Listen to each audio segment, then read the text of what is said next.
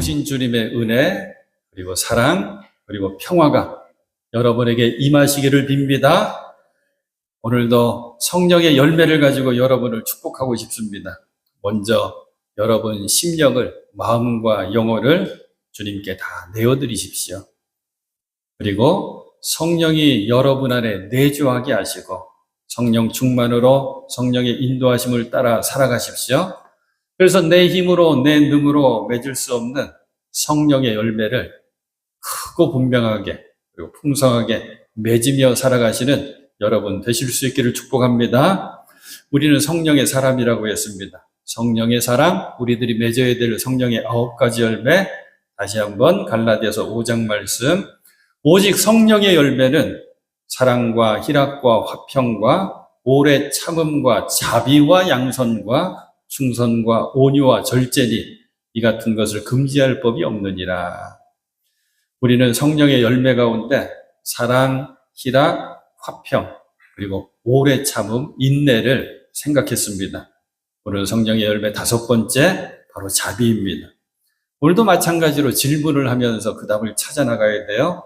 나는 성령의 사람으로서 성령의 열매를 풍성히 맺고 살아가고 있는가? 사랑이라고 하는 열매, 기쁨, 화평, 인내라고 하는 열매를 잘 맺고 살아가고 있는가? 혹 나에게 부족한 열매는 무엇일까? 그리고 왜 그 열매가 부족할까? 오늘도 질문을 드려봅니다. 여러분은 친절한 편에 속하세요? 아니면 나는 조금 불친절해요? 친절한 사람들은 저 사람 성격 참 좋다 그러잖아요. 불친절한 사람은 저 사람 좀 까탈스럽다, 좀 차다, 뭐 이렇게 표현하죠. 제가 예로 들어볼게요. 누군가 여러분에게 길을 물어봐요. 이 단양은 관광도시여서 주말에 단양 읍내에 나가면 가끔씩 관광객들이 물어봐요. 여기로 가려면 어디로 가야 됩니까? 하고 이렇게 사진 보여주기도 하고, 또 단양 사세요? 네, 그랬더니 단양에 정말 맛있는 집이 어느 식당입니까? 뭐 이런 거 물어봐요. 잘 알려주죠. 조금 단계를 높입니다. 어떤 사람이 다가와요. 근데 가까이서 보니까 노숙인 같아요. 굉장히 언제 씻었는지 모르게 지저분합니다. 가까이 오니까 냄새도 나요. 돈을 달라고 해요. 아니면 먹을 걸 달라고 해요. 여러분 어떠실 거예요? 근데 가까이 와서 대화하다 보니까 술 냄새가 나네요. 내가 돈을 주면 그 돈을 가지고 뭘 사 먹을까요? 술 사 먹을 것 같단 말이에요. 이럴 때 어떻게 해야 되지? 근데 답은요, 그래도 우리는 친절해야 됩니다. 왜냐하면 우리 찬송 부를 때 405장 힘차게 부르거든요. 주의 친절한 팔에 안기세. 우리 마음이 평안하리니 항상 기쁘고 복이 되겠네. 영원하신 팔에 안기세. 우리가 이 마음 가지고 찬송하는 거예요. 나 주님의 그 친절한 팔에 안기고 싶습니다. 친절한 팔에 안겨서 항상 기쁨 누리고 마음의 평안을 찾았으면 좋겠습니다. 크신 팔에, 영원하신 팔에 나 안기고 싶습니다. 이렇게 찬송한다면 우리도 친절한 팔을 가져야 됩니다. 그래서 누군가의 평안이 되어 줘야 되고 또 누군가의 기쁨이 되어서 살아가야 됩니다. 성령의 열매, 자비가 곧 친절이거든요. 우리 세번역 성경으로는 이 자비가 친절로 되어 있습니다. 이 자비라고 하는 이 단어의 뜻은 이겁니다. 다른 사람이 잘못되었을지라도 사랑으로 대하는 태도다. 여기에는 동정심이 있어야 되고 측은히 여기는, 불쌍히 여기는 측은지심도 있어야 됩니다. 요 자비를 얘기하는 헬라어 단어랑 가장 가까운 히브리어 단어가 그 유명한 하나님의 성품 헤세드예요. 하나님의 자비하심과 은혜로우심과 사랑을 표현하는 헤세드라고 하는 단어거든요. 헬라어로 우리 신약 성경으로는 크레스토테스라고 하는 단어가 자비인데, 지금 우리가 함께 읽은 본문 가운데 예수님께서 마지막 물어봐요. 네 진정한 이웃이 누구라고 생각하니? 그랬더니 세 사람 가운데 누가 진정한 이웃이 됐니? 그랬더니 율법 교사가 얘기하자. 자비를 베푼 사람입니다. 그러잖아요. 그 자비랑 성령의 9가지 열매 자비랑 똑같은다.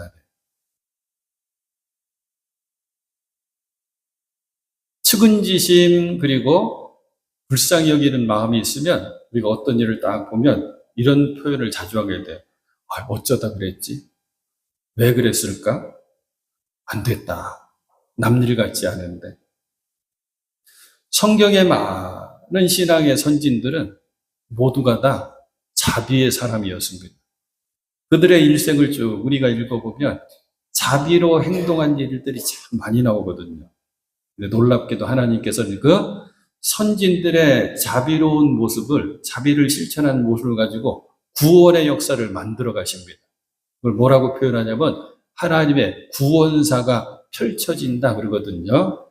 자, 제가 풀어서 설명드릴게요. 자, 아브라함부터 한번 찾아가 봅니다. 창세기 18장에 보면 아브라함이 나그네를 대접하는 장면이 나와요. 마물의 상수리 나무 아래에서 집이 아니라 장막을 치고 아브라함이 거주하고 있었거든요. 그래서 장막문 앞에 아브라함이 딱 앉아 있습니다. 네, 거기가 그늘이니까. 아주 뜨거운 날, 저기서부터 세 사람의 나그네가 걸어옵니다. 아브라함이 어떻게 행동하냐면 지체하지 않고 쫓아갑니다. 쫓아가서 우리 성경에 보면 달려가서 엎드려 절하고 이렇게 돼 있어요. 예를 갖추고 뭐라고 얘기하냐면 그냥 가지 마십시오. 우리 집에 오셔서 물을 가지고 발 씻고 정신 차린 뒤에 내가 정성껏 음식 준비할 테니까 먹고 쉬었다 가십시오. 이 세 사람이 그래도 좋으면 그렇게 하겠습니다. 그래서 집안에 들어가요. 아브라함의 아내 사라죠. 사라는 빵을 굽기 시작합니다. 아브라함의 종들은 아브라함의 명령을 받아가지고 좋은 송아지를 잡아서 요리하기 시작해요. 거기 보면 우유도 나오고 엉킨 젖도 나와요. 그 뭐냐면 치즈예요, 치즈. 치즈 가지고 우유 가지고 살찐 송아지 잡아서 맛있는 요리 정성껏 대접합니다. 아브라함이 이렇게 행동한 것은 이유가 한 가지밖에 없어요. 뜨거운 광야를 걸어서 온 나그네를 그냥 보낼 수가 없는 거예요. 자비한 마음 때문에, 긍휼히 여기는 마음 때문에. 근데 이 사건이 뭐예요? 부지 중에 천사를 대접한 아브라함 얘기가 되는 거예요.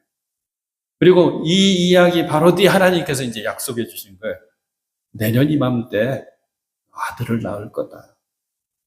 100세 이상 낳을 약속을 이 사건 뒤에 받는다니까요. 이삭도 자비의 사람이었습니다. 우물 파는 걸 잘했어요. 우물 파서 물 나오면 뺏깁니다. 그럼 딴 곳에 가서 또 우물 팝니다. 야곱은 더 재밌죠. 반대로 형 에서의 자비를 받습니다.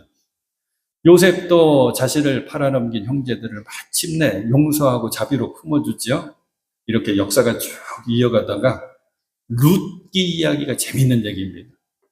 룻기 이야기에 나오는 룻과 시어머니 나오미 그리고 룻과 보아스 이야기는 다 자비에 관한 이야기입니다.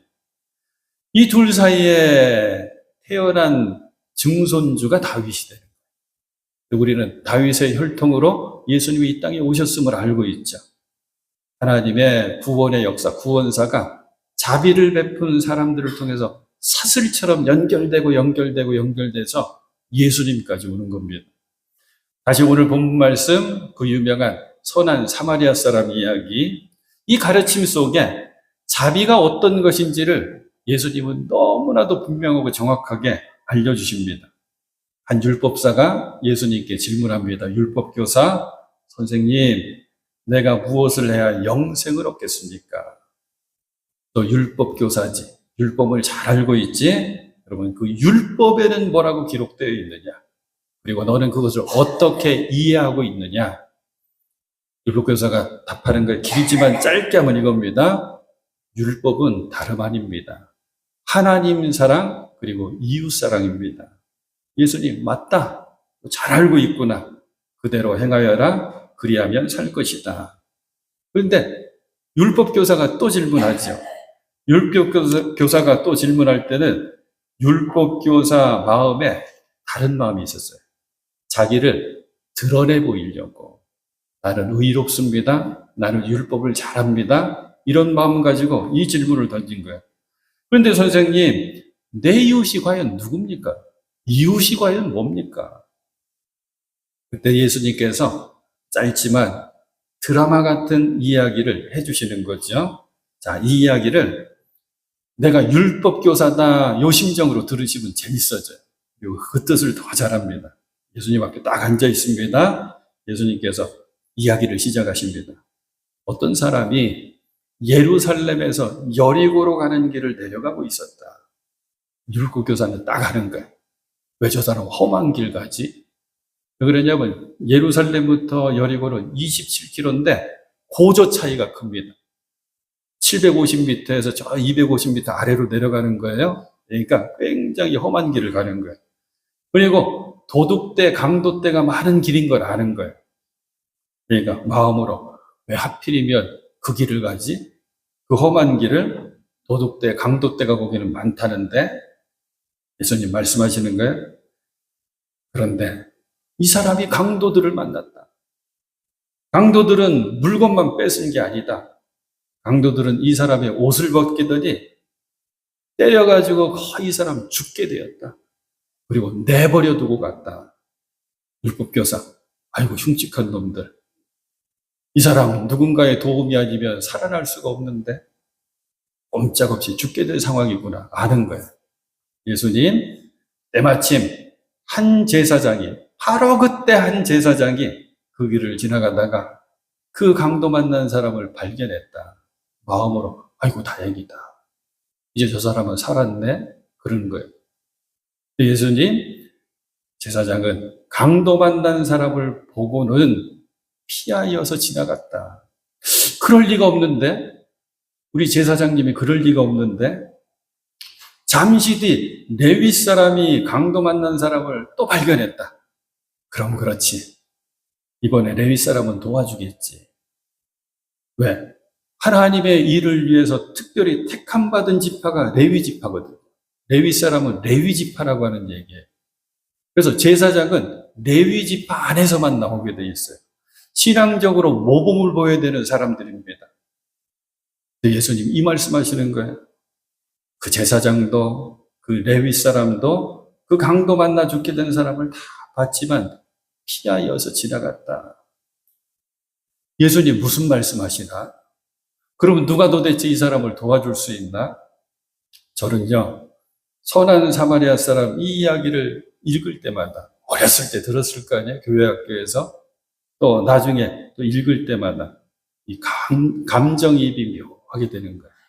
누구에게? 제사장에게.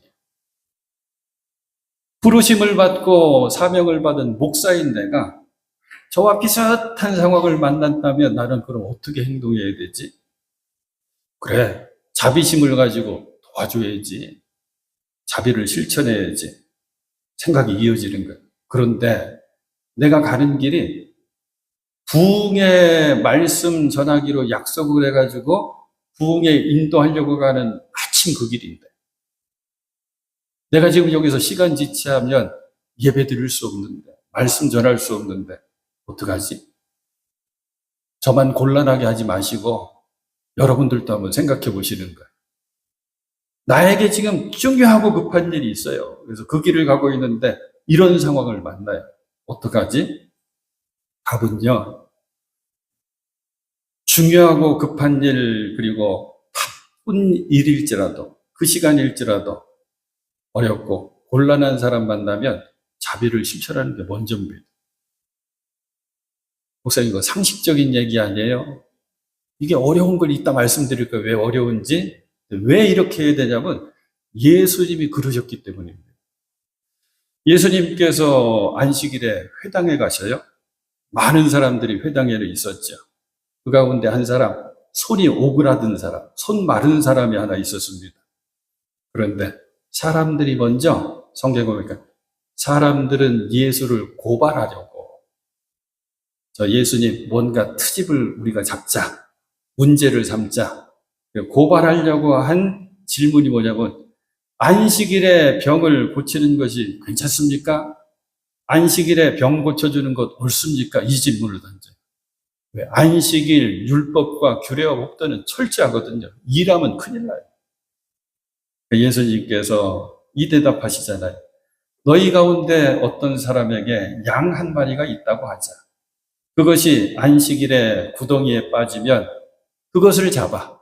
그 빠진 어린 양을 잡아 끌어올리지 않을 사람이 어디에 있겠느냐. 사람이 양보다 얼마나 더 귀하냐?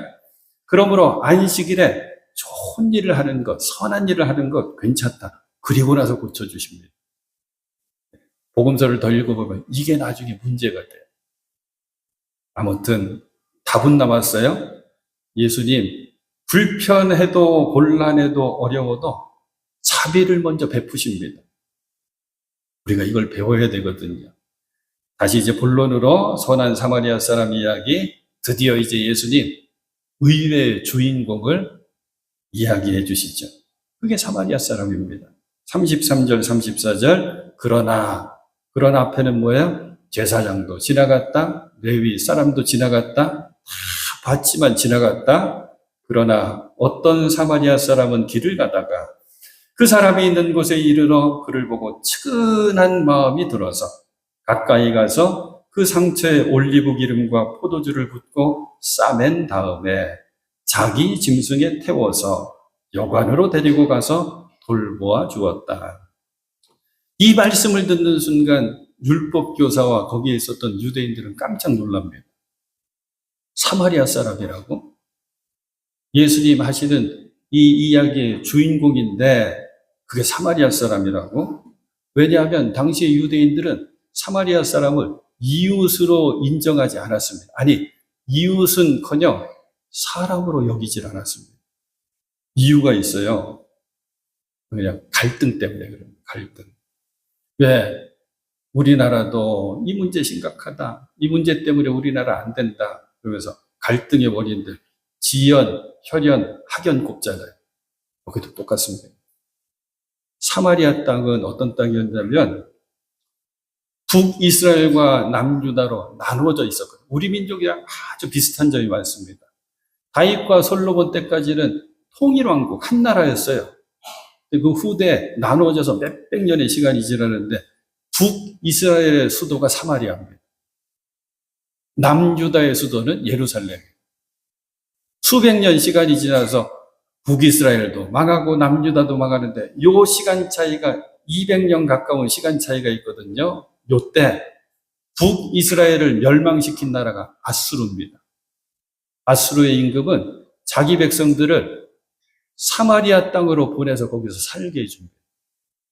그러니까 아수르 사람들이 와서 살면서 200년 가까운 시간이 흐르니까 뭐가 섞여요? 피가 섞이는 거예요. 그래서 혼혈된 사람들이 많았는데 혈통을 중요시 여기는 이스라엘 사람들, 유대인들은 그래서 이 사마리아 사람들을 짐승처럼 여겼어요. 이웃으로 생각할 수가 없었습니다. 사마리아 사람들도 유대인들 싫어했어요. 서로 갈등하고 싫어했습니다. 아마도 강도 만난 사람은 자연스럽게 유대인이라고 이스라엘 백성 듣는 사람들은 생각할 수밖에 없는 거예요. 그런데 강도 만난 유대인을 이웃으로 여기지도 않고 사람으로 취급하지도 않는 사마리아 사람이 도와줬다. 이 이야기가 되는 겁니다. 사랑하는 여러분, 우리는 이 선한 사마리아 사람 이야기를 듣게 되면 이상하게 다짐하게 돼요. 나도 어려움 만난 사람들 보면 측은히 여겨야지. 긍휼히 여기는 마음 가져야지. 그리고 자비를 베풀고 실천해야지. 이렇게 다짐하게 됩니다. 그런데 우리는 알아요. 자비를 실천하는 건 굉장히 어렵습니다. 듣고 생각하고 마음 먹는 것까지는 그래도 쉬워요. 실천하는 것은 참 어렵습니다. 생각해보면 성령의 열매가 다 그렇습니다. 사랑도, 기쁨도, 화평도, 평화도, 인내도 실천하는 것은 참 어렵습니다. 생각하는 것까지는 쉬워요. 이유가 있거든요. 자비를 실천하기 위해서는 몇 가지 힘든 장애물들을 뛰어넘어야 됩니다. 힘든 단계를 지나가야 돼요. 오늘 말씀 가운데 이 사마리아 사람 이야기가 참 귀하다는 게 이런 어려움들을 넘어가야지 실천할 수 있다라고 하는 것을 예수님이 잘 알려주시거든요. 첫 번째는 뭐냐면 위험과 두려움을 건너뛸 수 있어야 됩니다. 강도 만나는 사람 내가 탁 하고 발견했어요. 무슨 생각부터 들까요? 주변에 강도가 아직 없나? 나 여기서 어물어물하다가 큰일 나는데 아이고야, 내가 이 사람보다 조금만 일찍 왔다면 내가 강도 만날 뻔했네. 두려움이 생깁니다. 겁난다, 빨리 피하자, 이 마음밖에 안 들어요. 이 두려움 때문에 제사장과 레위 사람은 봤지만 지나쳐간 겁니다. 상황을 보고 빠르게 판단했어요. 하지만 위험과 두려움을 뛰어넘지 못한 거죠. 선한 사마리아 사람, 이 사람도 두려웠을 것입니다. 하지만 뛰어넘었어요. 뭐 때문에? 강도 만난 이 사람 보고 참 여기는 마음이 생겨서, 불쌍히 여기는 마음이 생겨서, 긍휼히 여기는 마음이 생겨서, 두려움보다 이 불쌍히 여기는, 측은히 여기는, 긍휼히 여기는 자비심이 더 커야지 우리는 자비를 실천할 수가 있습니다. 또 한 가지 볼까요? 시간의 손해, 그리고 물질 손해를 뛰어 넘어가야 됩니다. 34절을 나눌 거예요. 사마리아 사람의 행동을 보세요. 가까이 가서, 지금 다 갈 길 바쁜 사람이란 말이에요. 그런데 발견하고는 가까이 가서 그 상처에 올리브 기름과 포도주를 붓고 싸맨 다음에, 올리브 기름은 통증을 완화시켜준대. 포도주는 상처를 소독할 수가 있대요. 싸매려면 내 옷을 찢어서 싸매줘야 됩니다. 아끼지 않고 자신 거 다 내놨다는 거죠. 자기 짐승에 태워서, 자기 짐승은 보통 나귀입니다. 내가 타고 가던 나귀를 이제 강도 만나서 죽게 된 저 사람 태웠으니 나는 걸어가야 됩니다. 광야길을 걸어가야 돼. 여관으로 데리고 가서 돌보아 주었다. 따져보니까 고생입니다. 따져보니까 손해입니다. 시간 손해, 물질 손해, 몸고생, 마음고생. 사랑하는 여러분, 그래서 기억하셔야 돼요. 자비를 실천할 때는 나에게는 손해가 납니다. 더 놀라운 것, 사마리아 사람의 이 자비를 실천하는 모습은 일회성이 아니었어요. 딱 한 번 하고 마는 게 아니라 지속됩니다. 그게 35절. 다음 날 하루 종일 돌봐준 거예요. 밤새도록 돌봐준 거예요. 다음 날 그는 2데나리온을 꺼내서 여관 주인에게 주고 말하기를, 이 사람을 돌봐 주십시오. 비용이 더 들면 내가 돌아오는 길에 갚겠습니다. 데나리온은 하루 일당이에요. 그러니까 예수님은 이 액수의 크고 적음을 말씀하려고 하는 거예요. 이 사마리아 사람은 자신이 할 수 있는 최선 다했다, 이 얘기해 주십니다. 더 귀한 건, 나 반드시 되돌아와서 더 비용 지출된 거 있으면 내가 갚아줄게요. 약속까지 해줍니다. 자, 이제 답이 나오죠. 내가 돕고 싶은데, 실천하고 싶은데 이 마음까지 된 거예요. 그런데 행동으로 실천하지 못한 이유는 간단해요. 계산하면 못합니다. 시간, 물질 계산하면 못합니다. 자비는 내 것을 내주어야지, 손해봐야지 실천할 수가 있습니다. 더 귀한 건 한 가지만 더 배워볼까요? 이 사마리아 사람은 자비를 베풀면서 어떤 보상도 바라지 않습니다. 내가 어디 사는지, 내가 누군지, 내가 당신을 위해서 얼마나 돈을 썼는지 절대 말하지 않습니다. 감사의 칭찬도, 감사의 인사도 바라지 않습니다. 교회에서 많이 하는 말 있죠? 이름 없이, 빚도 없이 섬긴 거죠. 자, 제 이야기 재밌거든요. 아주 짧게 해드릴게요. 제가 수요일 날은 해드린 기억이 있는데 주일날 설교 중에는 안 한 것 같아요. 어느 날 제 통장으로 갑자기 300만 원이 500만 원이 500만 원. 전 맨날 헷갈려가지고 500만 원이 입금이 된 거예요. 어떻게 알았느냐? 은행에서 전화가 왔어요. 근데 은행에서 전화 오면 우리는 당장 뭘 알아요? 야, 이거 보이스피싱이구나. 딱 알고, 못하는데, 이상하게 제 마음이 이렇게 듣게 됐어요. 좀 이상하다. 보이스피싱 해가려면 돈 많은 사람한테 해가야지. 그 통장이 뭐냐면 우리 사모님이 저에게 한 달 용돈 주는 용돈 통장이란 말이에요. 당시에 23,000원 남아 있었어요.